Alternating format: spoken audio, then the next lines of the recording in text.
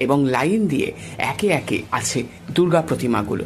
প্রতিটি প্রতিমা আমি তোমাদের খুব কাছ থেকে সুন্দর করে দেখানোর চেষ্টা করছি। তোমরা কে কে কোন প্রতিমাটা নিজে চোখে গিয়ে দেখেছো অবশ্যই আমাকে কমেন্টে জানিও। তো চলো দেখে নেওয়া যাক সমস্ত প্রতিমাগুলো এক এক করে।